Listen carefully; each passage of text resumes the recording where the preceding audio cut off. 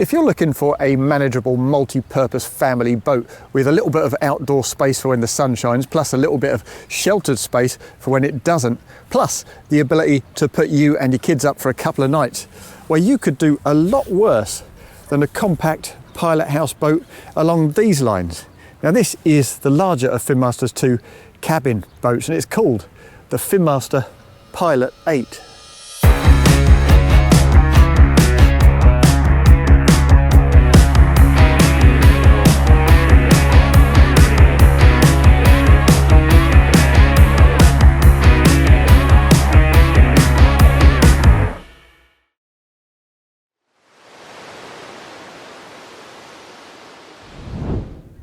Now, as I say, this is a relatively compact pilot house boat.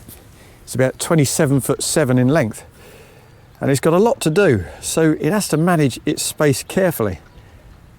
A great starting point, of course, is the beam of this boat. It's 9'10", so that's 36% of the overall length, so that's a really, really generous beam by monohull standards.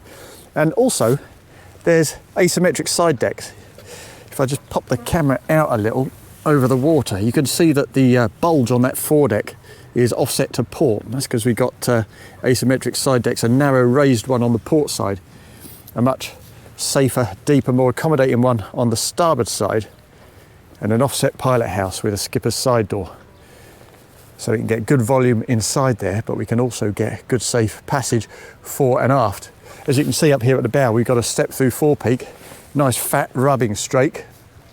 Quite a practical feeling boat. It's good to see that the rails are black anodized rails. That looks quite cool as well. It's a good looking boat in spite of its modest proportions. That reverse screen does a good job of making it look a little bit more purposeful too.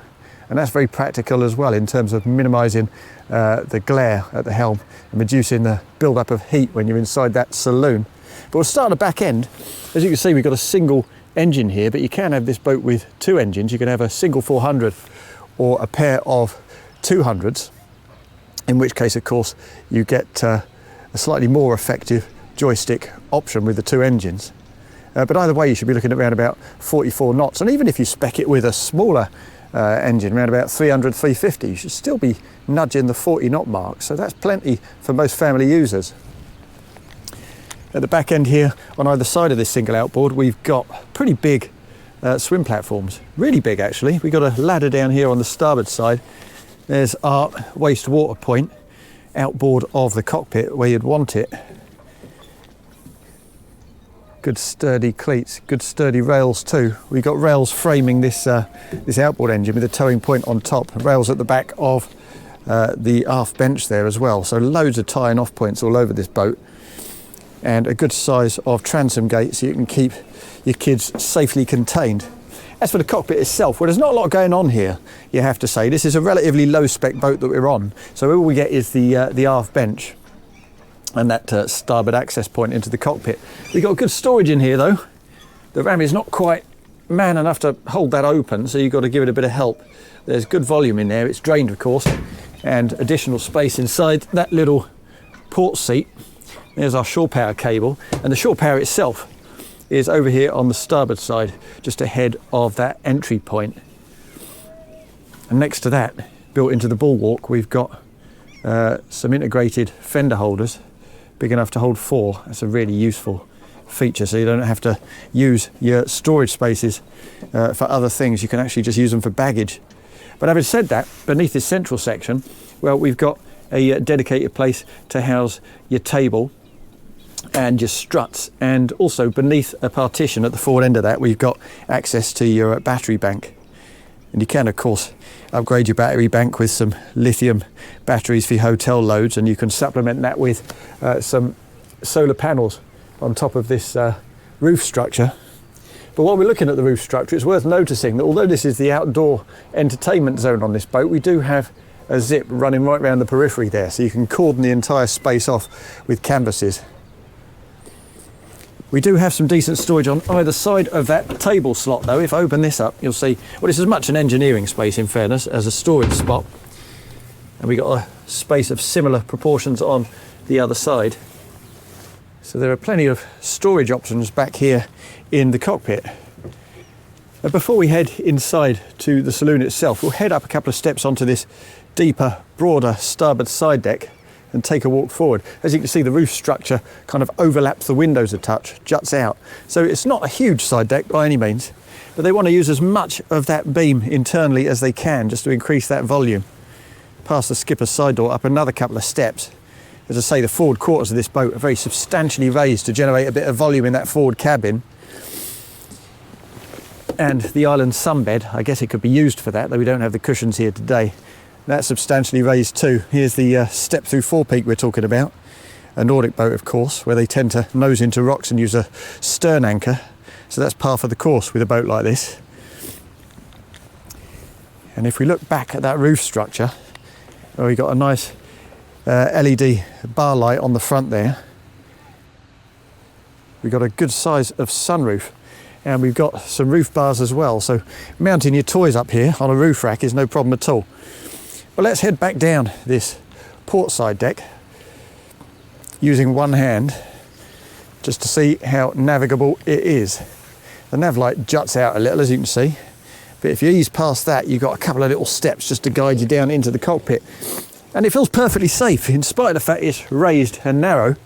And if we spin around and face forward, well, that is not a bad use of space, you've got to say. We've got 3-part sliding doors at the back end here, so it opens up nice and wide. And the space is arranged around a raised dinette on the port side that uses the reversible co-pilot seat ahead just to make best use of space, as I say. A single helm seat on the starboard side and a compact wet bar aft. We've already seen this is not a especially high-spec boat, so we don't have a stove top here, but you can have a couple of gas rings or an electric hop or diesel if you prefer.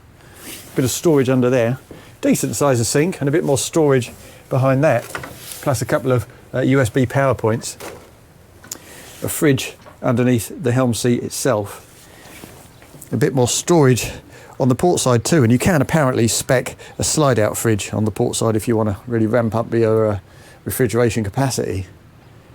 And this dinette, well, it is usefully raised. If I take a seat and look forward, you'll see it even underway. You're certainly not going to lose sight of the horizon here. Big enough for 4 people. And of course, there's a folding leaf on the leading edge of that table, so you can reverse that forward seat and create space for 2 people to sit and face forward underway. When you're up here, we got a good grab handle, a little slot there, a little tray for your charts and your knickknacks, and a cup holder, plus another couple of charging points. And this is nice too. Yeah, you want shelter for when the sun doesn't shine, but you also want ventilation. So we got a built-in window on this enormous mullion-free port window. We've got the skipper's side door over there, and if I look up at that sunroof we spotted earlier, well, this is a manual affair, really easy to do. Open that up, and all of a sudden your internal saloon feels pretty open. It's a good effort, that. And I particularly like the fact it's manual. There's less to go wrong, and as you can see, there are little stopping points just along there, so you don't have to have it fully open if you don't choose. As for the helm, well, that is slim, and it has to be, because you want space for 2 people over on the port side and you still need access down to the cabins. But it's pretty well featured. In spite of the fact we've only got a single engine, we still get the joystick here, because it, of course, makes use of the bow thruster, integrates that with the outboard. There's our throttle. Here's our Seakeeper Ride manual switches. It's the type of system you would tend to leave on automatic, but it's much better to see physical switches here, so you can use your tabs rather than the interface that relies on the touchscreen MFD, because when you go 20 knots or 30 knots or 40 knots, using tabs on an MFD is not really a realistic possibility.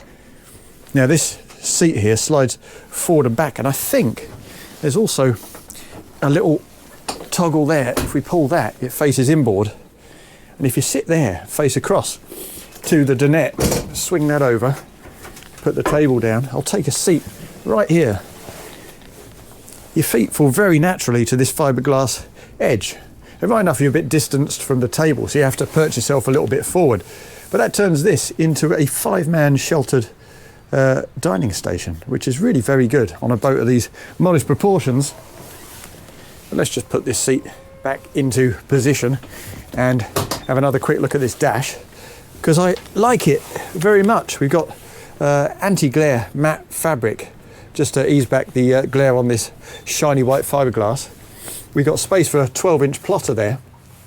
We've got demisters to keep that screen nice and clear. And there's our joystick. Interesting position on that quite advanced tier of the dash, a little distanced from your helm seat. So on the face of it, you think, well, if I'm straddling the side deck and bringing the boat alongside, will I really be able to reach that? But you really can. It's actually quite comfortable. If I stand in that space and just plonk my hand inside there, I'm not having to stretch at all. It's really quite a practical setup in spite of the way it initially appears. Decent bit of switchgear there as well, and an adjustable wheel, as well as an adjustable seat. So quite easy to get yourself a good, comfortable position. As for the cabins, well, there's no door to cordon off the lower deck. And that's actually quite a positive thing, because of course the light from the screen and the windows floods down and brightens things up down here. When we come down, what we're initially greeted with is a little changing seat here and a bit of storage, both inside that cabinet and on top, as you can see. And if I bend down and look aft, well, that's your guest double, and it is a proper double bed beneath the mouldings on that on the port side of that raised dinette. So plenty of vertical elevation there. It's pretty impressive. A decent hull window too. A little bit more storage along the side there. Very comfortable spot for a couple or a couple of kids. And if we look to the starboard side, here's our heads compartment. Relatively compact, but you still get a decent window and a bit of high level storage. There's the readout for your holding tank, so you know when it's getting full. The toilet on the angle to make best use of space. It's really not a bad effort at all on a boat of these proportions. But of course it's the bow cabin that gets the lion's share of the space here. If I open that up, you'll see that it's asymmetrical, again to make best use of space. We've got a little couple of steps here and a changing seat here on the port side. And the bed is on the diagonal, but it's a really good size of bed.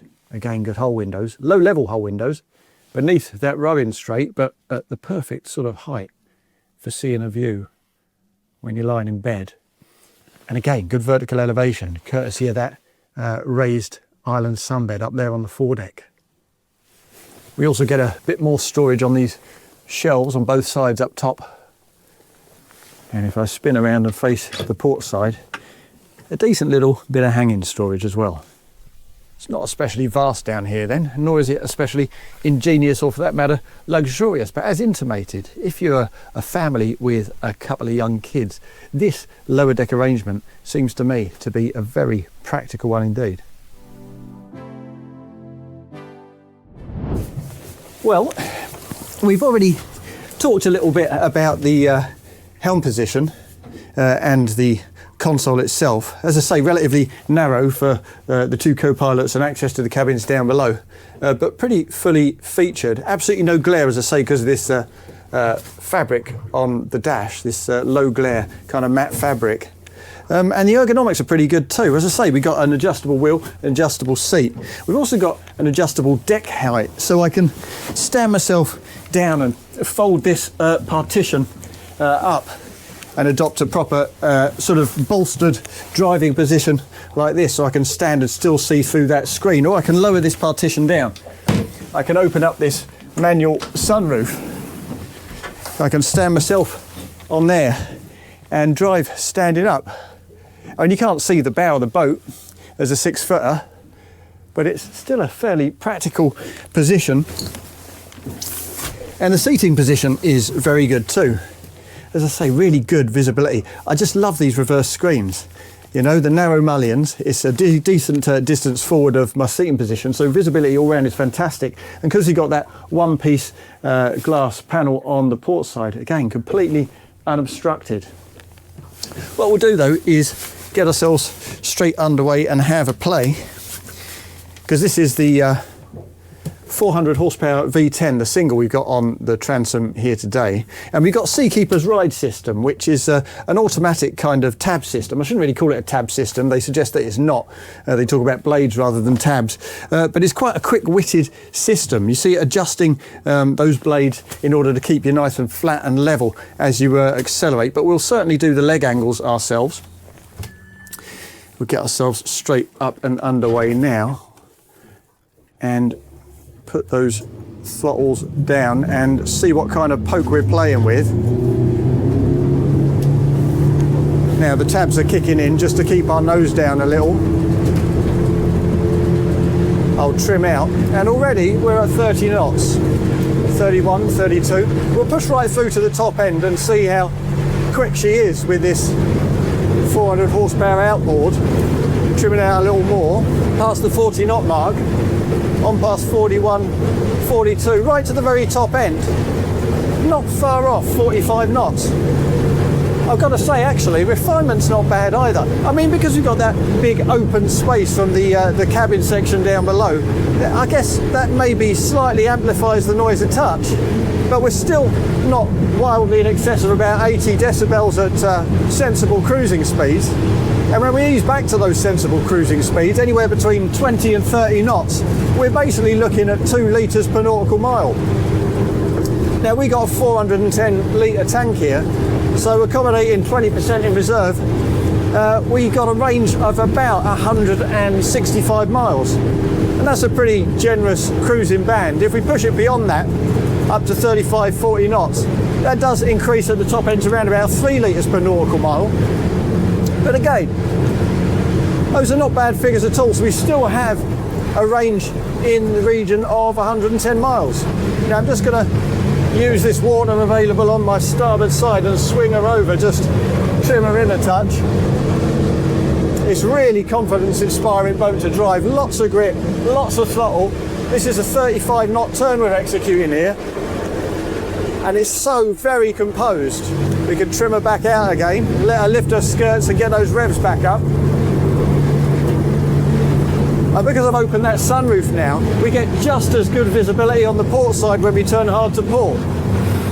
I'll just give us some clearance from all these rocks in this part of Sweden. And as soon as we get a second, we'll just heel her over to port. There we go. Just lots and lots of lovely visibility there, particularly if I stand myself up. You can just see it all.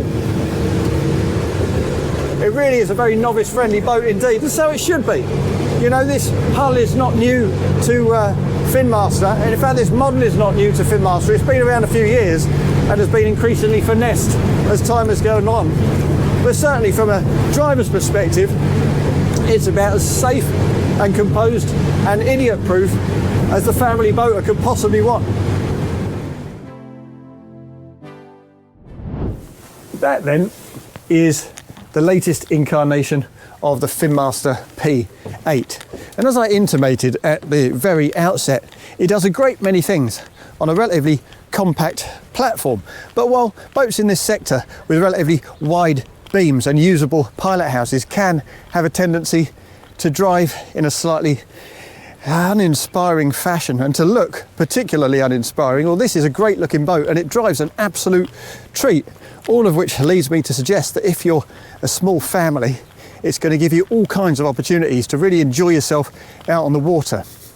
Now, if you've got something you'd like to say about the new Finnmaster P8, please do leave your comments in the section below. We'd love to hear from you. If you've enjoyed this video, hit the like button. And if you'd like to see more videos like this in the future, then make sure you subscribe to the Motorboat and Yachting channel.